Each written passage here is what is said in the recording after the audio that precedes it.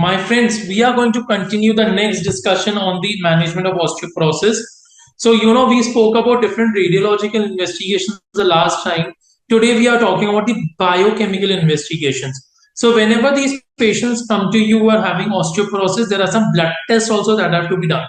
So, there are some mandatory tests and there are some specific tests. So, which are the mandatory tests? A complete blood count, total calcium, inorganic phosphate, total alkaline phosphatase, kidney function test, liver function test, vitamin D, parathyroid hormone, TSH. So these are the mandatory tests that should be done because whenever we talk about age-related or post-menopausal osteoporosis, this is a diagnosis of exclusion. And the major known diagnosis via these blood tests should be evaluated first. Along with this, we also get serum electrophoresis done to understand M-band and the ESR. So these are basically specific tests that are done whenever you suspect a secondary osteoporosis. So you see over here the first thing that is this ESR and serum electrophoresis for multiple myeloma.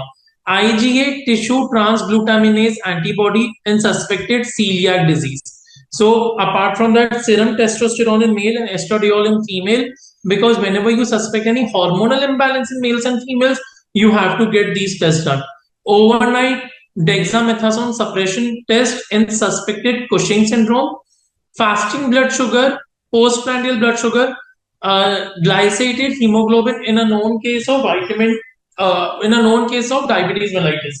So basically, whenever you are suspecting a patient of having uncontrolled diabetes, whenever you are suspecting a patient of having some hormonal issues, whenever you are suspecting a patient of having some steroid related issues or basically issues which is secondary to the production of hormones in the body, so that is when you get all these other specific tests done. Biochemical markers of bone turnover, there are resorptive markers, that is serum telopeptide and urinary telopeptide, CTX and NTX. Apart from that, formation markers like serum amino terminal propeptide type 1 procollagen, bone specific alkaline phosphatase and osteocalcin. So these are the resorptive markers and formative markers. Do we do it regularly? No. Why do we do it? Whenever we are digging out about osteoporosis more in details in some specific cases. So remember, there are two resorptive markers. One is a serum C telopeptide and urinary N telopeptide. Formative markers are basically amino terminals of the procollagen type 1, bone specific alkaline phosphatase and osteocalcin. Universal bone health recommendations. So generally, what do you recommend? So we recommend a good adequate intake of calcium, vitamin D. We recommend that the patient shouldn't be smoking or use tobacco in any form. Identification and treatment of excessive alcohol intake. Reduction of weight and muscle strengthening exercise. You have to also possibly treat the conditions which are associated with falls like visual impairment and use of sedating medicines. So you have to review these medicines which might cause these falls. If ever you're giving some medicines that is causing sleepiness or they are causing some sedation effect, you have to use it with very much vigilance in such patients. Adequate intake of calcium is important, and whenever we talk about adequate intake of calcium, it is different for different populations. So let's talk about that. So sufficient calcium intake is necessary for acquisition of peak bone mass and maintenance of bone health across the lifespan. Calcium intake recommendations are as follows. 1 gram calcium is recommended for males in the age group of 19 to 70 and women of 19 to 50.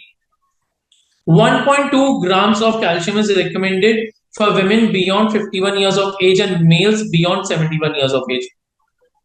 The recommendations by ICMR is 600 milligrams of calcium for adult women. And survey that was done in India reports that the dietary intake of calcium is only around 429 milligrams. All these are important for the MCQs. So ICMR recommends 600 milligrams per day of calcium, and the general calcium intake otherwise is 1 gram for males between 19 to 70, women between 19 to 50, 1.2 grams for women beyond 51 years of age and males beyond 71 years of age. And survey has shown we have only roughly around 429 milligram of calcium intake per day. which is on the very much lesser side. There is evidence that intake of supplemental calcium about 1.2 to 1.5 milligram can increase the risk of kidney stones of at-risk individuals. Increasing dietary calcium is the first line approach, but calcium supplements should be used when the dietary intake is not optimal. So when generally it is suggested that you try and gain by the natural resources, but whenever that is not possible, you should be looking out for supplements as well. Now, one important thing is that in prone patients who are at risk of having kidney stones, how should be the uptake of calcium in these patients? So in these patients, the calcium uptake should be with a lot of vigilance, because any excessive intake of calcium in such patients can lead to kidney stones. So there is also a therapy called pulse therapy, wherein we give some holiday of calcium. You give like calcium for 3 months, give a holiday for a month, again give calcium, again give a holiday for a month, so that you prevent the excessive deposition in the kidneys. Calcium intake recommendation refer to milligrams of elemental calcium in the supplement. Content might vary. We might give calcium carbonate or we might give calcium citrate. Calcium citrate is generally useful for patients who are having some underlying disorders which are related to GI system, like achlorhydria, inflammatory bowel disease, absorption disorders, and those on PPI or proton pump inhibitors. Individuals who experience GI side effects taking calcium carbonate may benefit from taking multiple small doses, taking calcium carbonate with meals, or switching to calcium citrate. So the patients who generally experience a lot of GI side effects with calcium carbonate, they may benefit from taking calcium citrate instead of calcium carbonate.